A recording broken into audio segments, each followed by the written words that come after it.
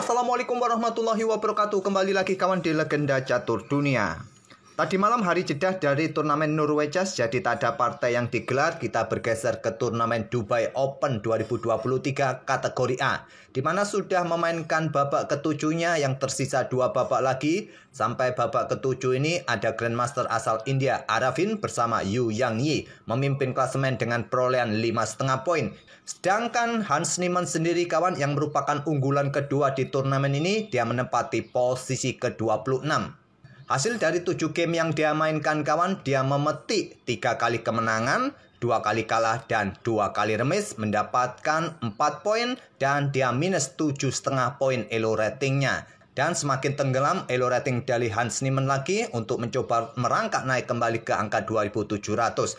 Kita akan ulas permainannya di babak ke-7 melawan Grandmaster muda, yang merupakan Grandmaster lagi naik daun dari Rusia kawan, Volodar Mursin. Langsung saja kita ke papan analisisnya.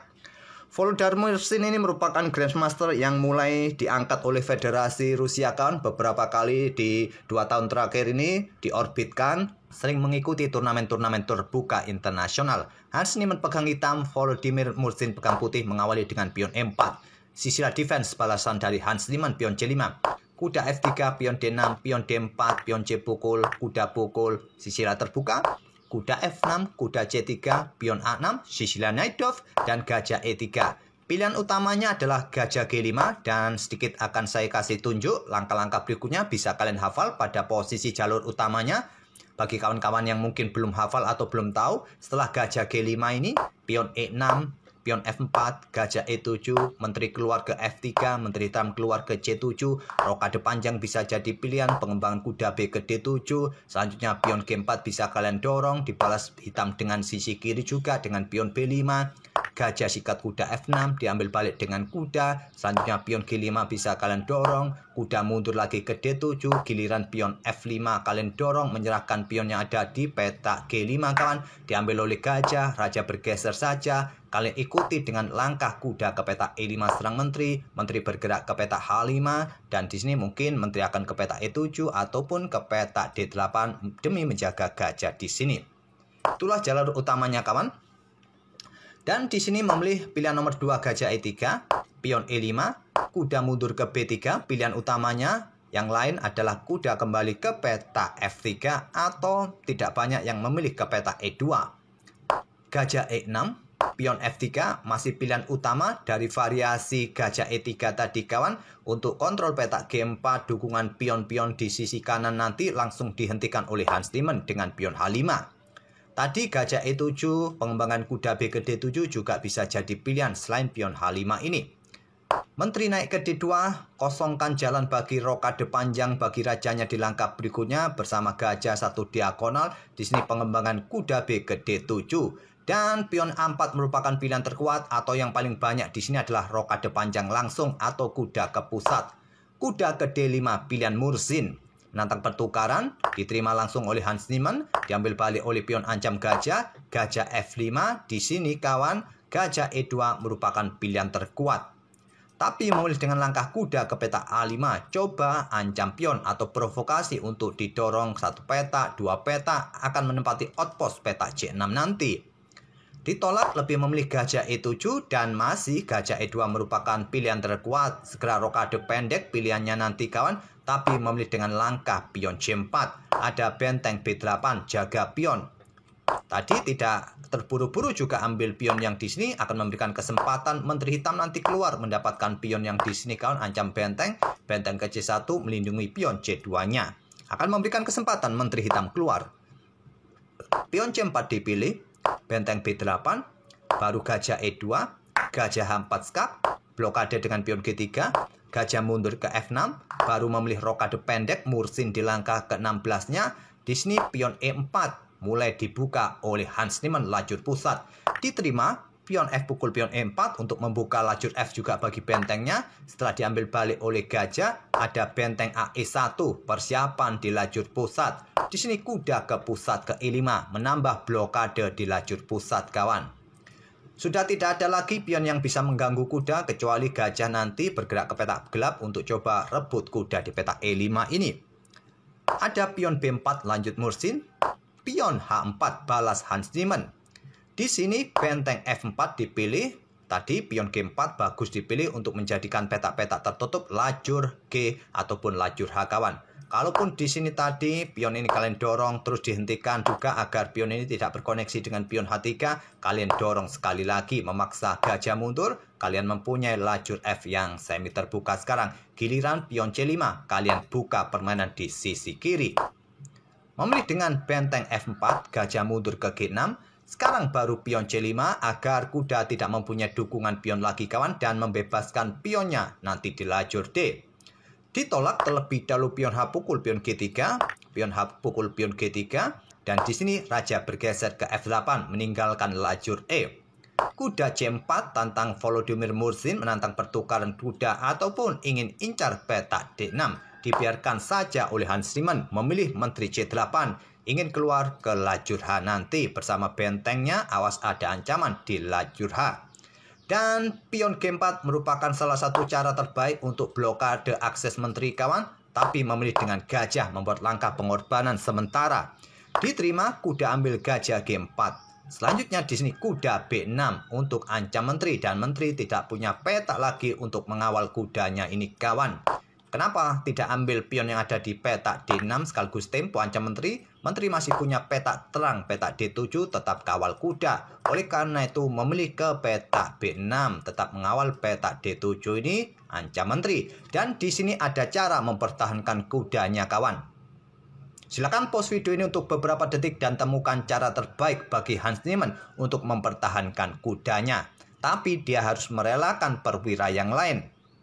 Kuda ini cukup sentris posisinya kawan, dengan dukungan kuda nanti ada benteng yang bisa menusuk baris kedua ataupun bahkan menteri bisa nanti dengan dukungan kuda menusuk di baris kedua ini. Jadi Hans Niemann di sini mempertahankan kuda di petak G4 ini. Dengan cara apakah sudah ketemu? Dengan cara seperti ini kawan. Gajah E4 memberikan dukungan bagi benteng, langsung memberikan ancaman serius juga di sini. Ini memaksa benteng ambil gajah dan ruang ini kosong, tidak ada yang menjaga. Menteri ke petak F5 tetap pertahankan kuda, siap bergeser ke lajur H, serangan berikutnya di lajur H. Di sini gajah F4 dimainkan oleh Volodymyr Mursin, rebut pion tempo skak, raja bergeser ke G8 tetap menyerahkan pionnya kawan dan diambil langsung oleh Volodymyr Mursin. Pilihan terbaik kuda ini kembali ke petak C4 terlebih dahulu, tapi memilih gajah langsung ambil pion D6, berharap pada pion bebasnya nanti kawan. Dan sekarang posisi Hans Niemann dalam posisi yang sangat bagus kawan. Silakan pause video ini beberapa detik lagi kawan. Hans Niemann di sini membuat langkah ciamik, langkah brilian lagi.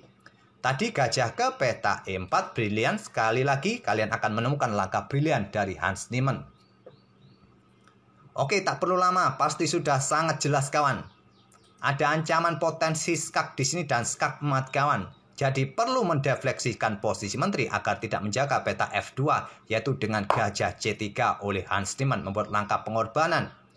Ditolak, memilih dengan menteri F4 menantang pertukaran menteri. Sudah sangat jelas kawan. Kalau diterima ya ancaman skak mat di sini nanti. Menteri ke sini pun skak mat satu langkah. Jadi menteri ke F4 menantang pertukaran. Ditolak bergeser ke H5. Lagi-lagi ada ancaman juga kawan. Ancaman skak mat satu langkah ke depan. Terlebih dahulu benteng E8 skak disikat. Diambil balik skak, memaksa raja maju, sudah tidak ada dukungan bagi menteri. Kalau bergerak ke petak H1 kawan, ada dukungan dengan kuda. Tapi benteng pukul benteng, diambil balik oleh raja. Dan di sini kuda C4 lanjut Mursin, dan di sini menteri H2 skak. Kok langkah ini merupakan langkah yang salah, kenapa ya? Karena sebagai berikut. Jika dilanjutkan, raja ini masih punya tempat untuk lari. Terus langkah apa yang terbaik bagi hitam di posisi ini selain langsung melakukan skak? Memang cukup panjang kawan. Hans Niemann di sini kurang lebih berpikir selama 6 menitan. Dia melakukan langkah menteri tadi ke peta H2. Pilihan terbaiknya adalah menteri diusir terlebih dahulu agar meninggalkan peta F2 ini kawan. Tapi menteri masih bisa tetap menjaga lajur F-nya, bergerak ke peta F5. Dan jika dilanjutkan tentu kalkulasinya masih cukup panjang kawan. Masih cukup panjang. Kalau bergerak ke situ ya menteri jatuh. Jadi logisnya raja ini bergerak tadi ke peta F3 dan bisa berlanjut seperti ini kawan. Kurang lebihnya masih cukup panjang, hampir beberapa langkah berikutnya akan kita temui langkah bolak-balik kawan. Mungkin karena itulah sudah dikalkulasi oleh Hans Niemann, dia tidak menemukan langkah kelanjutan yang bagus dengan variasi pion G5 ini, dia langsung melangkah menteri ke peta H2. Tapi juga raja mempunyai kesempatan lari dari kejaran menteri. Selanjutnya kuda ikut bergabung menyerang ke F2 skak, raja C2 dan gajah ditarik mundur ke F6. Di sini menteri ke F3 merupakan pilihan terkuat tapi menantang pertukaran menteri. Dan menteri bergeser ke F1, pilihan yang bagus untuk menghindar tapi memilih untuk coba rebut pion. Raja ke B3 lindungi pion, menteri B1 skak dan kuda B2 blokade. Di sini pilihan terkuat kuda ini bergerak ke peta D3 kawan. Tapi memilih dengan langkah kuda ke D1, kuda ini jatuh di langkah berikutnya karena mendapatkan 3 kali tekanan sekaligus di sini. Menteri bergerak ke C2. Menteri pukul menteri skak, diambil balik oleh raja, kuda lari ke E3 skak, ingin rebut pion ketimbang ambil kuda di sini. Karena putih bisa meloloskan pionnya kawan, tapi bukan saatnya langsung bermain pion didorong. Raja bergerak ke B3 terlebih dahulu untuk mencoba menjebak posisi kuda agar tidak bergerak ke peta C4 kawan. Di sini mungkin kuda ini akan manuver terlebih dahulu dan baru kalian dorong pion ini. Dan sudah nanti tidak bisa lagi dihentikan oleh hitam. Nanti tersisa permainan endgame gajah versus kuda dengan 3 pion yang sama. Tapi jika dilanjutkan kawan, putih ini akan menang. Oke, tak perlu perpanjang variasi ini, kita lanjut ke langkah aslinya. Jadi memilih kudanya ke E3 skak untuk mencoba menghabiskan 1 pion di sini kawan. Kuda ke C4 dibalas dengan langkah gajah mundur ke D8, awasi petak-petak gelap di sini dan berlanjut dengan kuda ke E5, incar pion.